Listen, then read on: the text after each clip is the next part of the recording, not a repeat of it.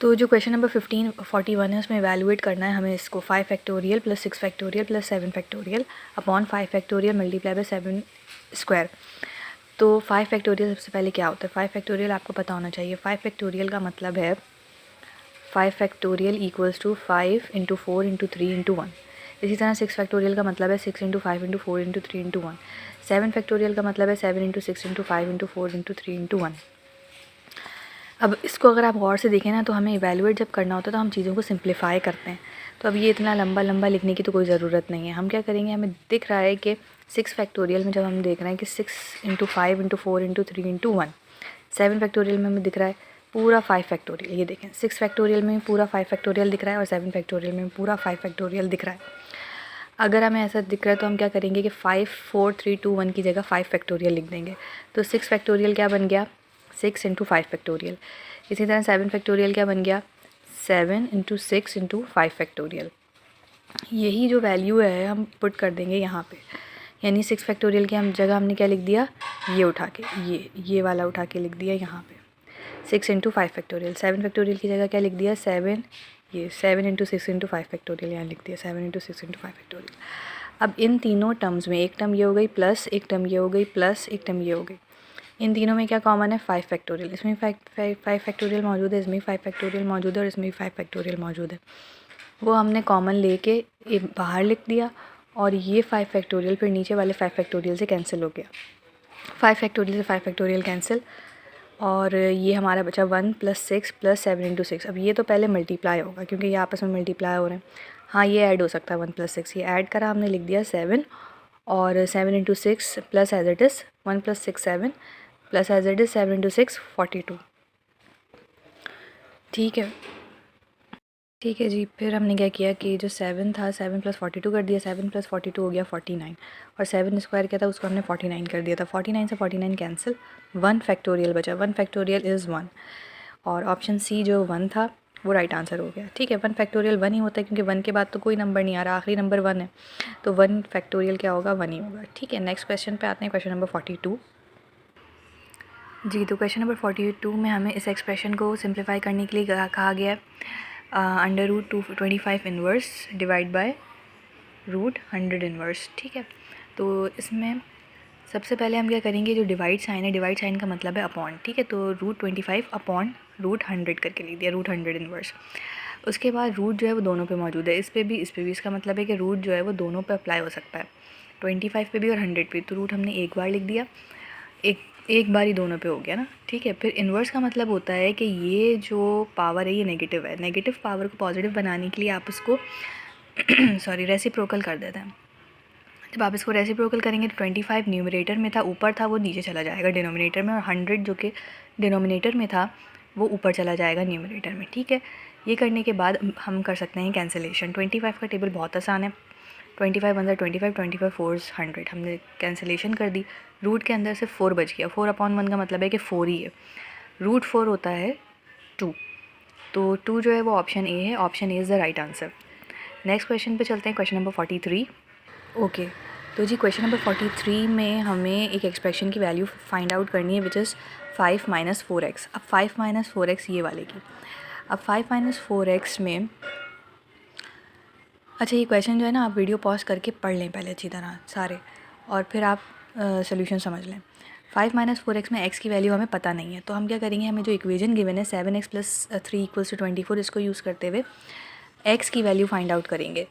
तो x की value find out करते हैं, यहाँ पे प्लस हो रहा था 3 x की टर्म के साथ, तो वहाँ जाके नेक्स्ट जो अपोजिट साइड है वहाँ जाके सबट्रैक्ट हो गया, 24 माइनस 3 21 हो गया। फिर 7x से मल्टीप्लाई हो रहा था, 7 वहाँ जाके डिवाइड हो गया, 21 अपॉन 7 इज़ 3, 7 1 7 7 3 21, तो x की वैल्यू आ गई 3। ये वैल्यू अब हम पुट कर देंगे अपने इस एक्सप्रेशन में जिसकी हमें वैल्यू फाइंड आउट करनी थी। इसमें जो x था, x की जगह अब हम 3 पुट कर देंगे। जब हम 3 पुट करेंगे तो 5 माइनस 4 इंटू 3 सॉल्व करेंगे, 4 इंटू 3 करेंगे, पहले डिमास रूल अप्लाई करते हैं, डिवाइड मल्टीप्लाई ऐड सब्ट्रैक्ट, पहले मल्टीप्लिकेशन करेंगे, 4 इंटू 3 12 हो गया, 5 माइनस 12 इज़ -7।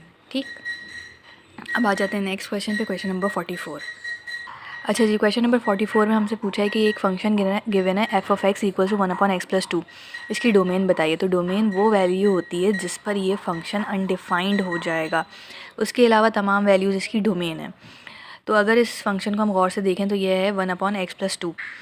अब यहाँ x की जगह ऐसी कौन सी वैल्यू आ जाएगी ये फंक्शन जिस पर अनडिफाइंड हो जाएगा, उसके अलावा तमाम रियल नंबर्स इसकी डोमेन होंगे। तो x की कौन सी ऐसी वैल्यू हो, तो f(x+2) है। अगर यहाँ -2 आ जाए, -2 जब यहाँ आएगा तो ये हो जाएगा 1/0, और 1/0 इज़ इन्फिनिटी, अनडिफाइंड। तो -2 वो वैल्यू है जो नहीं होनी चाहिए, इसके अलावा तमाम वैल्यूज़ इसकी डोमेन हो सकती हैं। तो B is the right answer which is all real numbers accept -2। ठीक है, ये आसान है। अब इसके बाद नेक्स्ट क्वेश्चन पे चलते हैं, क्वेश्चन नंबर 45 में उन्होंने हमसे ये पूछा है कि जो टेंजेंट है, अगर टेंजेंट किसी सर्कल को टच कर रहा है तो वो उसके रेडियस पे क्या होगा। तो अगर कोई टेंजेंट किसी सर्कल के रेडियस पे, सर्कल के सर्कमफेरेंस पे से गुज़र रहा है और उसका रिलेशनशिप पूछा जाए रेडियस से, तो that tangent is always perpendicular to the radius of that circle.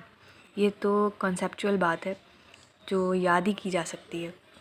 बाकी मैंने यहाँ ड्रॉ करके कुछ समझाने की आपको कोशिश की है कि ये एक टेंजेंट गुजर रहा है और ये हो गया radius from the centre to the circumference. तो ये आपस में 90 डिग्री बनाते हैं, और जो लाइनें आपस में 90 डिग्री बनाती हैं वो परपेंडिकुलर होती हैं। तो इस तरीके से टेंजेंट जो है वो रेडियस के परपेंडिकुलर होता है। ओके जी, क्वेश्चन नंबर 46 में हमसे कहा गया है कि जो फर्स्ट 40 आवर्स थे उनमें जो काम किया गया उसके 5000 चार्जेस थे, और उसके बाद रेट डबल हो गया। रेट हमें फिर रेट निकालना पड़ेगा क्योंकि रेट डबल हो गया, और टोटल जो चार्जेस थे वो थे 6000। तो रेट निकालने के लिए हमने क्या किया कि उन्होंने 5000 चार्ज किए फॉर 40 आवर्स। रेट कैसे आएगा, 5000 डिवाइडेड बाय 40। 5000 डिवाइड बाय 40 किया तो कितना आ गया, 500/4। ठीक है जी, 500/4 हमारा आवरली रेट आ गया। अब ये हमारा 1 घंटे का रेट आ गया ना, 1 घंटे के चार्जेस आ गए, आवरली रेट आ गया। अब जितने भी घंटे काम किया होगा हम उनको x आवर्स कह देते हैं, और ये है आवरली रेट 5000 के हिसाब से। इसको डबल करना पड़ेगा क्योंकि वो कह रहा है कि बाद में उन्होंने डबल रेट के हिसाब से काम किया। तो टोटल जो अमाउंट है वो 6000 है, यानी कि 5000 पहले 40 आवर्स वाला प्लस डबल कर दें 5000 से आने वाले रेट को इनटू जितने भी आवर्स उन्होंने काम किया x वो आवर्स हो गए, और ये रेट पूरा जो टोटल चार्जेस हुए वो हुए 6000। ठीक है, तो ऐसे हमने पढ़ के क्वेश्चन को, कंडीशन को पढ़ के इक्वेशन बना ली सिंपली। फिर हमने सिंपली इस इक्वेशन को सॉल्व कर दिया। 5000 x वाली टर्म से क्या हो रहा था, ऐड हो रहा था, वहाँ जाके सबट्रैक्ट हो गया 6000 में से। रिमेनिंग ये बचा, कैंसिलेशन कर दी, 2 1 2, 2 2 4। ठीक है, ये सिंपली कैंसिल हो गया, 2 1 2 और 2 2 4, तो 2 आ गया नीचे। ठीक है, 6000 में से हमने 5000 माइनस करवा दिया, बच गया 1000, और यहाँ पे ये एज इट इज़ x को अलोन करना है क्योंकि x की वैल्यू चाहिए हमें। तो 2 को हमने भेज दिया यहाँ पे न्यूमरेटर में, क्रॉस मल्टीप्लाई करा दिया, और 500 को डिनोमिनेटर में। ठीक है, कैंसिलेशन करा दी, 500 1 ज़ा 500 और 500 2 ज़ा 1000। 2 इंटू 2, न्यूमरेटर इंटू न्यूमरेटर कर दिया हमने, 2 इंटू 2, आंसर आ गया 4। x जो बाकी के जो उन्होंने काम किया है वो x आवर्स कितने आ रहे हैं, 4, और पहले उन्होंने 40 आवर्स काम किया था, तो टोटल उन्होंने कितना आवर्स काम किया, 40 + 4 44 आवर्स। ठीक है, तो ऑप्शन डी जो है वो राइट आंसर हो गया। अब आ जाते हैं क्वेश्चन नंबर 47 पे। अच्छा जी, क्वेश्चन आपने पढ़ लिया। क्वेश्चन नंबर 47 नहीं पढ़ा है तो पॉज करके वीडियो को पढ़ लें। उसमें उसने बताया है कि एक टेस्ट हो रहा है 40 मिनट्स का, और 60 उसमें क्वेश्चंस हैं। एक लड़की है जो कि कर रही है, तो उसको 20 मिनट्स लग रहे हैं 20 क्वेश्चंस करने में, और 10 मिनट पहले वो चली गई, यानी कि उसने 40 मिनट्स में से 30 मिनट्स का टाइम यूज़ किया है। और तो उसने उतने टाइम यानी कि 30 मिनट्स के टाइम में कितने क्वेश्चन सॉल्व किए हैं। तो सिंपली ये एक डायरेक्ट प्रोपोर्शन का क्वेश्चन है। ऑब्वियसली जितने ज़्यादा क्वेश्चन करेगी उतने ही ज़्यादा मिनट्स यूटिलाइज होंगे। तो डायरेक्ट प्रोपोर्शन का जब क्वेश्चन होता है तो आपने सिंपली सिर्फ प्रोपोर्शन के क्वेश्चन में क्या करना है कि 2 हेडिंग्स बनानी है, 1 मिनट की, क्योंकि इस सवाल में मिनट एक क्वांटिटी थी और दूसरी क्वांटिटी थी क्वेश्चन। ठीक है, तो आपने क्या किया कि मिनट्स 20 मिनट्स लग रहे हैं उसको 20 क्वेश्चन करने में। आपने फर्स्ट कंडीशन लिख दी, फिर जो पता नहीं होता वो आप यूजुअली राइट हैंड साइड पे रखते हैं। क्वेश्चन हमने फाइंड आउट करने के कितने क्वेश्चन सॉल्व कर रही है वो 30 मिनट्स में। 30 मिनट्स में कितने क्वेश्चन सॉल्व करिए, सिंपली क्रॉस मल्टीप्लाई कर दें आप 20 इंटू 30, 20 इंटू 30 और अपॉन 20 सॉल्व करें। 20 से 20 कैंसिल और 30 आंसर आ गया। वैसे भी कॉमन सेंस से भी इसका आंसर आ सकता है कि 20 मिनट्स लग रहे हैं उसको 20 क्वेश्चन सॉल्व करने में, तो 30 मिनट्स में वो कितने सॉल्व करेगी भाई। 20 मिनट में अगर 20 क्वेश्चन सॉल्व कर रही है तो 30 मिनट्स में 30 ही क्वेश्चन सॉल्व करेगी। अब आ जाते हैं नेक्स्ट क्वेश्चन पे, क्वेश्चन 48। क्वेश्चन पढ़ लें पहले आप आराम से। अच्छा जी, क्वेश्चन हमने पढ़ लिया। क्वेश्चन में वो कह रहा है कि a प्लस बी प्लस सी यानी ए बी सी का जो सम है यानी a plus B plus C वो इक्वल्स है twice the sum of a minus B and a minus C. तो इनका भी सम कर दिया। इसको थोड़ा सा हमने सिंप्लीफाई किया। ये तो आगे हो नहीं सकता था क्योंकि तीनों टर्म्स जो हैं वो अनलाइक टर्म्स हैं, a b और c। यहाँ पे थोड़ा a और a लाइक टर्म्स थी तो 2a हो गया, a प्लस a 2a, और माइनस b माइनस c को यहाँ करके लिख दिया। ठीक है। अब दूसरी जो कंडीशन उसने दी वो ये दी कि difference of a plus B and a minus C is 3। तो डिफरेंस दोनों का हमने लिख दिया कि 3 आ रहा है। अब इस ब्रैकेट को जब हम ओपन करेंगे तो इस ब्रैकेट के बाहर माइनस साइन, माइनस से जब इस ब्रैकेट के अंदर मौजूद टर्म्स को मल्टीप्लाई करेंगे तो उनके साइन चेंज हो जाएंगे। Minus into A is minus A और minus into minus C minus minus plus C. A और B, A plus B as it is copy कर लिया था। ए से minus A cancel, A minus A zero हो गया ना, A से minus A cancel. B plus C हमने कॉपी कर लिया, इक्वल्स टू 3 कॉपी कर लिया। यहाँ से हमारे पास b प्लस सी की वैल्यू आ गई, b plus C equals to 3। B A, अच्छा हमारी जो फर्स्ट कंडीशन थी वो क्या थी, अब b plus C equals to 3 आ गया ना, इस वैल्यू को हम पुट करेंगे अपनी इक्वेशन नंबर 1 में। इसमें यहाँ पे b प्लस सी मौजूद है और इसको थोड़ा सा हमें चेंज करना पड़ेगा, ये भी b प्लस सी बन जाएगा।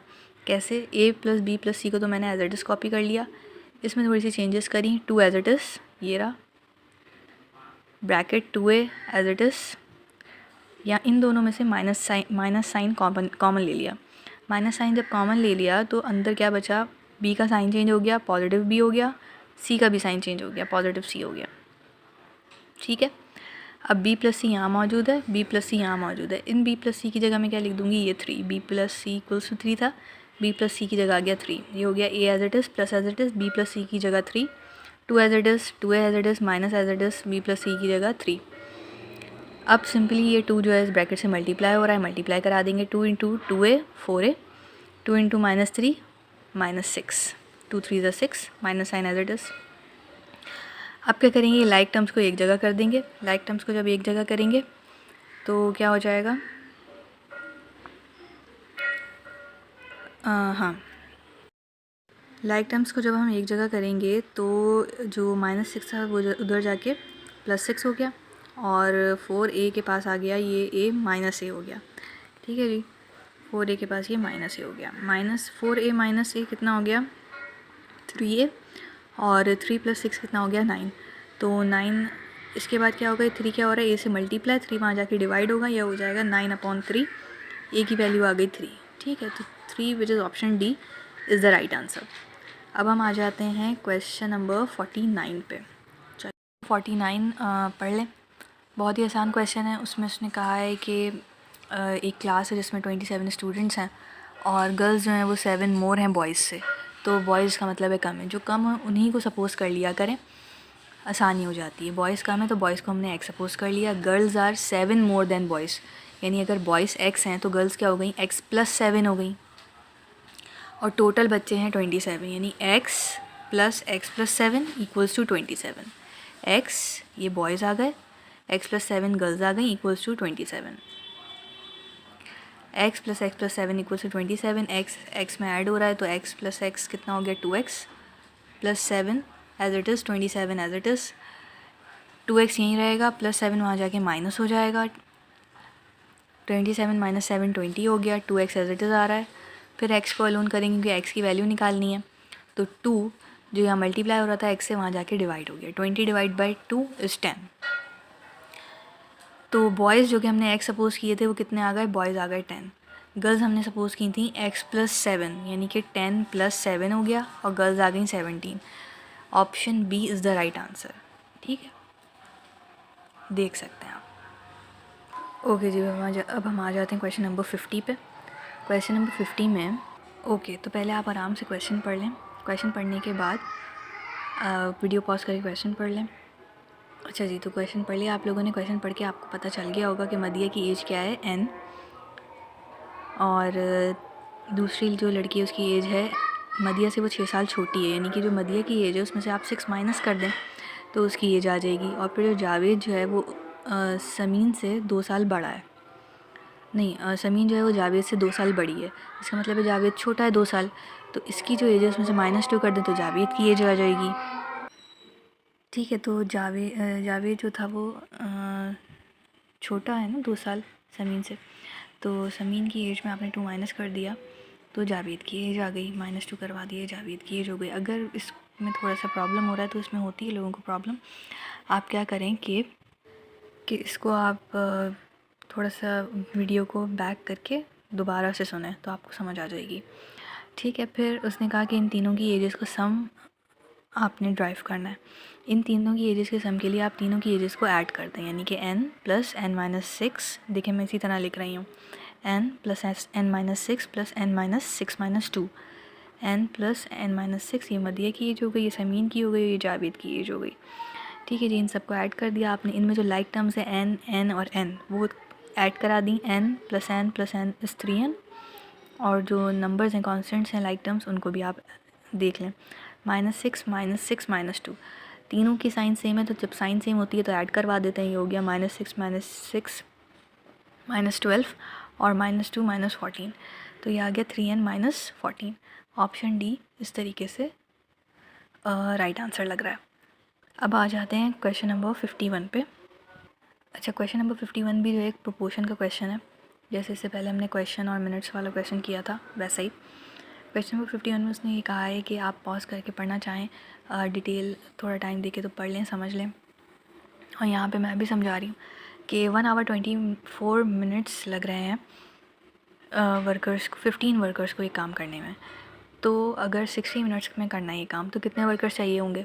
तो सिंपली हमने यही करा कि हमने जो क्वांटिटी हमें पता है टाइम की वो हमने रखी लेफ़्ट पे, और राइट पे रखी वो जो हमें नहीं पता है, वर्कर्स हमें नहीं पता है 60 मिनट्स के। तो 84 मिनट्स में 15 वर्कर्स काम करते हैं, 60 मिनट्स में कितने वर्कर्स लगेंगे?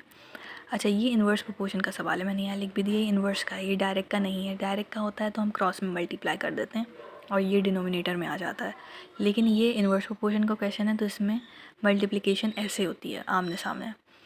84 × 15 हो जाएगा अपॉन 60। जब आप इसको सॉल्व करेंगे तो आंसर आएगा 21, यानी कि 60 मिनट्स में अगर काम करवाना है तो 21 लेबर चाहिए होगी, वर्कर्स चाहिए होंगे, 21 workers.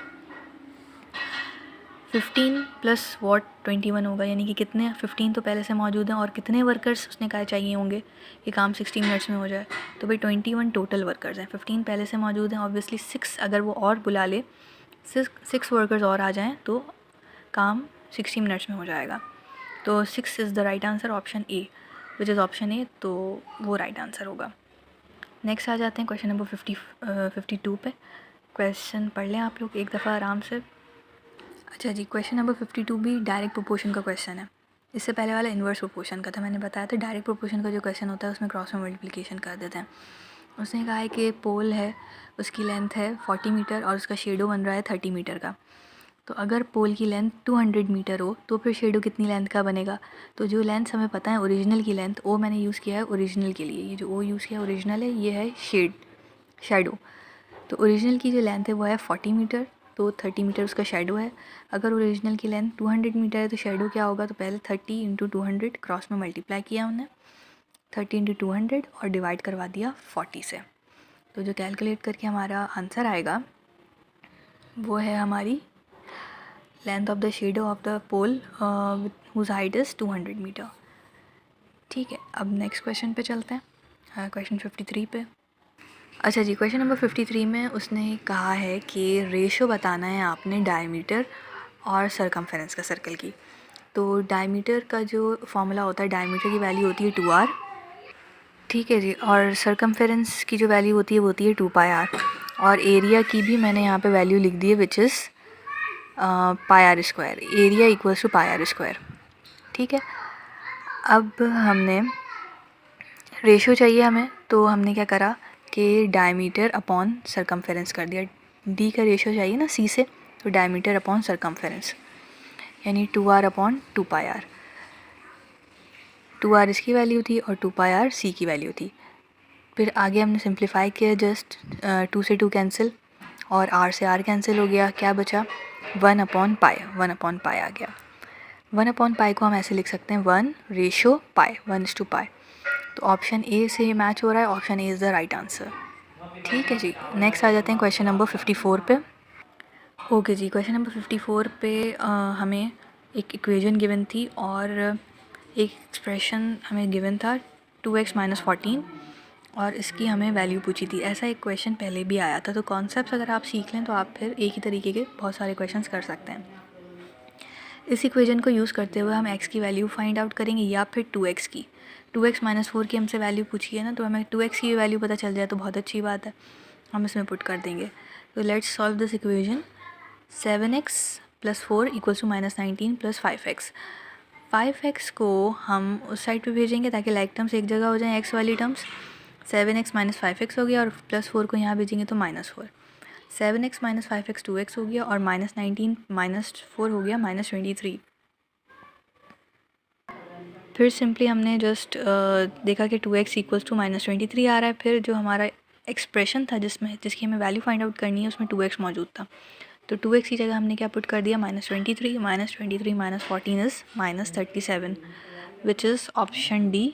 So option D must be the right answer. Okay जी, उसके बाद है क्वेश्चन नंबर 55। क्वेश्चन नंबर 55 में उससे हमें एक ये मैथमेटिकल एक्सप्रेशन लिख के दिए 7x + 9 और हमसे पूछा है कि ये क्या है, ये कोफिशिएंट है, वेरिएबल है, टर्म है, कोफिशिएंट है, क्या है ये। तो जो 7 है ना, जो वेरिएबल के साथ नंबर लगा होता है ये कोफिशिएंट होता है। 7x फिर प्लस आ गया, फिर 9 आ गया, तो प्लस माइनस अगर बीच में हो तो ये टर्म्स होती हैं। 7x एक टर्म हो गई, 9 एक टर्म हो गई, तो 7x + 9 एक टर्म भी नहीं है, इसके अंदर 2 टर्म्स मौजूद हैं। तो ऐसी चीज़ जिसमें प्लस माइनस हो, 2 से ज़्यादा, 1 से ज़्यादा टर्म्स हो, 2 हो, 3 हो, 4 हो, वो एक्सप्रेशन कहलाती है। ठीक है, और जिसमें इक्वल्स टू होता है वो इक्वेशन कहलाती है। तो ये एक्सप्रेशन है। ठीक, ओके जी, जो क्वेश्चन नंबर 56 है उसमें उन्होंने हमें 3 नंबर्स दिए हैं, 54, 288 और 360, और पूछा है हमसे इसका HCF फाइंड आउट करना बहुत इजी है।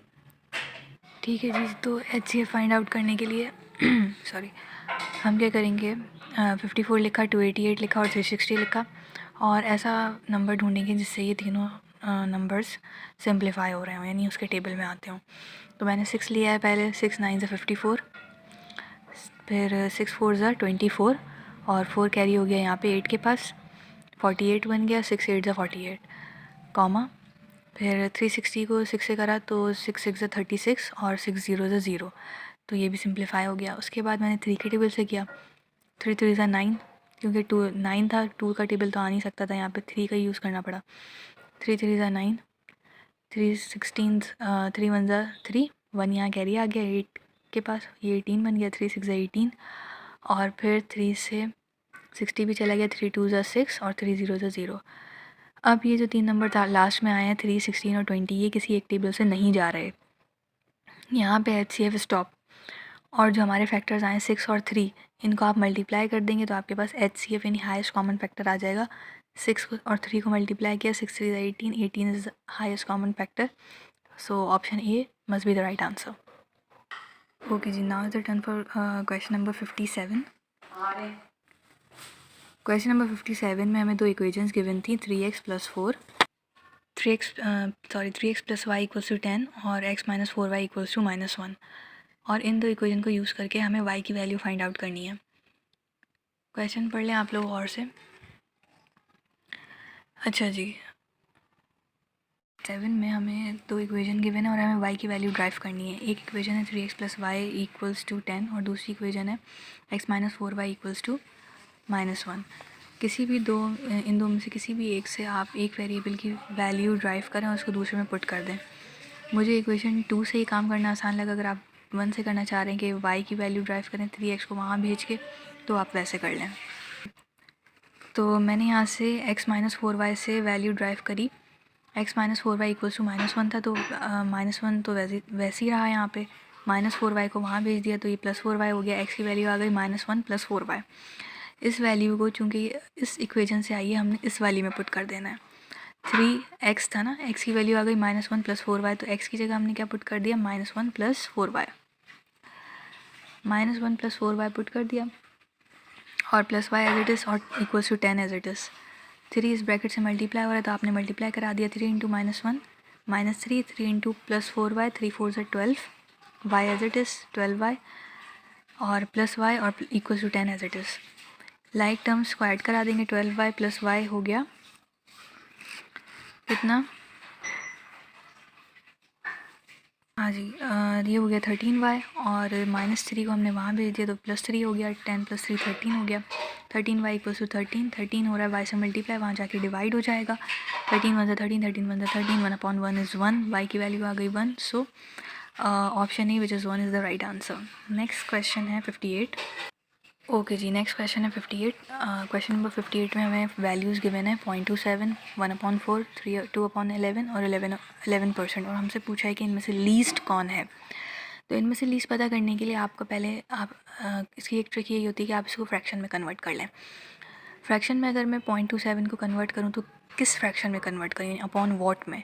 तो मैं देख रही हूँ यहाँ पे 11% यानी अपॉन 100, 11/100 में 11% का मतलब वो 11/100, तो मैं सबको अपॉन 100 में कन्वर्ट कर लूँगी, विच इज़ ईजी। इनको देख के लग रहा है कि ईजी है। कैसे? 0.27 को अगर आप मल्टीप्लाई और डिवाइड कराएं 100 से तो वो 27/100 में कन्वर्ट हो जाएगा। 0.27 × 100, डेसिमल 2 टाइम्स जम करेगा, ये बन जाएगा 27। पॉइंट यहाँ आ गया 7 के बाद और अपॉन 100 एज इट इज़। इसी तरह 1/4 को अगर मुझे डिनोमिनेटर 100 बनाना है तो किससे मल्टीप्लाई करूँ 4 को? ऑब्वियसली 25 से, क्योंकि 25 4 टाइम्स 25 इज़ 100 और 1 × 25 25 हो गया, 4 × 25 100 हो गया, ये भी अपॉन 100 में आ गया। अब 2/11, 11 को किससे मल्टीप्लाई करूँ कि वो 100 बन जाए? तो 11 को तो किसी भी आप इंटीजर से अगर मल्टीप्लाई कराएंगे तो 100 नहीं बनेगा, तो मैंने सिंपल करने के लिए 9 से मल्टीप्लाई करा दिया। तो 11 9 से 99 हो गया, विच इज़ अप्रॉक्सीमेटली 100, और ऊपर भी 9 से ही कराएंगे तो 2 9 से 18 हो गया। तो सारे आपने इक्विवेलेंट फ्रैक्शंस अपॉन 100 के हिसाब से बना लिए, और 11% तो था ही 11/100। अब आप देखेंगे किसका न्यूमरेटर सबसे छोटा है, वही सबसे छोटा फ्रैक्शन है। 27, 25, 18 और 11, तो 11 सबसे छोटा है, तो यही सबसे लीस्ट फ्रैक्शन होगा। Option D must be the right answer. Okay जी, तो अब हम आ जाते हैं क्वेश्चन नंबर 59 पे। क्वेश्चन नंबर 59 में उसने हमसे कहा है, आप लोग पढ़ लें आराम से एक दफ़ा वीडियो को पॉज करके। क्वेश्चन नंबर 59 में उसने हमसे कहा है कि सम ऑफ 7 पर्सनस एज वो है, sorry, average of 7 persons age है 30 और 5 पर्सनस की जो एवरेज एज है वो है 32। तो हमें एवरेज गिवन है। इसके लिए आपको ये एवरेज का फॉर्मूला याद होना चाहिए, जो मैंने सबसे ऊपर लिखा है कि सम या total upon number equals to average. ये और है, इसका मतलब है या, उर्दू में या इंग्लिश में और। ठीक है जी, तो हमें एवरेज गिवन है, ठीक है, और हमसे पूछा है कि दो लोगों की एवरेज एज क्या होगी। तो हमारे पास दो लोगों की एजेस का अगर सम होता तो हम उसको 2 से डिवाइड कर देते। दो लोग हैं, 2 से डिवाइड कर देते उस सम को, तो हमारे पास एवरेज आ जाता। लेकिन हमारे पास दो लोगों की एज भी नहीं है, दो लोगों की एज का सम भी नहीं है। तो हम क्या करेंगे, सबसे पहले हमें दो लोगों की एज का सम चाहिए। अगर हमारे पास 7 की एजेस का सम हो, अगर हमारे पास 7 की एजेस का सम हो और 5 लोगों की एजेस का सम हो, तो 7 के सम में से हम माइनस कर देंगे 5 लोगों की एज का सम, और तो हमारे पास दो लोगों की एज आ जाएगी। ठीक है, 7 लोगों की एज का और सम चाहिए 5 लोगों की एज का, 5 पर्सनस एज। तो इसी एवरेज के फॉर्मूले को यूज़ करते हुए हम सम निकालेंगे 7 पर्सनस का और 5 पर्सनस का। पहले 7 पर्सनस का निकाला है, तो इसी फॉर्मूले में पुट कर दिया, एवरेज के नीचे लिख दिया हमने 30 क्योंकि एवरेज 30 गिवन था, 7 पीपल है तो नंबर के नीचे आ गया 7 और सम ऑफ 7 एज इट इज़ लिख दिया। 7 यहाँ डिवाइड हो रहा था, वहाँ जाके मल्टीप्लाई हो गया 30 से, सम ऑफ 7 आ गया 30 इंटू 7 दैट इज़ 210, 7 3 21 और 0 आगे बढ़ गया तो 210 सम ऑफ 7 आ गया। इसी तरह हमने सम ऑफ 5 भी निकाल लिया, 5 जाके 32 से मल्टीप्लाई हुआ क्योंकि एवरेज 32 था, 5 पर्सनस की एजेस का एवरेज 32 था, 5 इंटू 32, 32 इंटू 5 हो गया 160, तो सम ऑफ 5 आ गया 160, सम ऑफ 7 आ गया था 210। सम ऑफ 2 निकालने के लिए simply some of 7 minus subtract करा दिया, सम ऑफ 7 माइनस सम ऑफ 5 तो आ गया 50, सम ऑफ 2 आ गया 50। जब सम आ गया तो इसी फार्मूले में पुट कर देंगे सम और नंबर है 2, ये रहा। एवरेज का वही फार्मूला, सम की जगह आ गया 50, average of 2 equals to sum of 50 which is 2, sum कितना आया था 50 आया था ना, 50 अपॉन 2 क्योंकि 2 लोग हैं, 2 पर्सन हैं, 50 अपॉन 2 25 और 25 जो है ऑप्शन सी था which is the right answer. अब आ जाते हैं क्वेश्चन नंबर 60 पे which is the last question. Okay जी, क्वेश्चन नंबर 60 पे आते हैं। क्वेश्चन नंबर 60 में उसने कहा है कि एक चीज़ है उसकी वैल्यू है 8000 और वो इंक्रीज़ होके हो गई है, वो 25% इंक्रीज़ हो गई है, ठीक है। ऐसे क्वेश्चंस में जो ओरिजिनल वैल्यू है उसको आप 100% सपोज कर लें, ठीक है। अब उसकी 25% वैल्यू बढ़ गई है तो कितना परसेंट इंक्रीज़ आ गया, कितना हो गया उसका परसेंट इंक्रीज़ होकर 125% हो गया, यानी अब 8000 जो 100% था अब वो 125% हो गया। तो सिंपली 8000 को आप 125% से मल्टीप्लाई करवाएं तो 25% बढ़ के जो वैल्यू हो गई है वो आ जाएगी। 125% को सिंपल करेंगे, परसेंट का साइन हटेगा अपॉन 100, तो 8000 मल्टीप्लाई बाय 125 अपॉन 100, जीरो से इसके zeros cancel, simply 80 multiply by 125, 8 से आप 125 को मल्टीप्लाई कराएं और ये एक ज़ीरो आगे बढ़ा दें, तो इसका इस तरह ही आपका क्वेश्चन जल्दी से आसानी से सॉल्व हो जाएगा। आई होप आप लोगों को ये वीडियो अच्छी लगी होगी, आपके लिए हेल्पफुल साबित हुई होगी। दुआओं में याद रखिएगा, अपना बहुत ख्याल रखिएगा, मेहनत करते रहें, मेहनत का जो सिला है, रिज़ल्ट है वो इंशाल्लाह मेहनत करने वाले को ज़रूर मिलता है। अल्लाह हाफ़िज़, तालिबे दुआ में याद रखिएगा। Thank you so much. और एक बात कि अगर आप समझते हैं कि ये वीडियो किसी के लिए हेल्पफुल साबित हो सकती है तो प्लीज़ उसके साथ ज़रूर शेयर करिएगा ताकि आपके ज़रिए किसी की हेल्प हो सके। Thank you once again.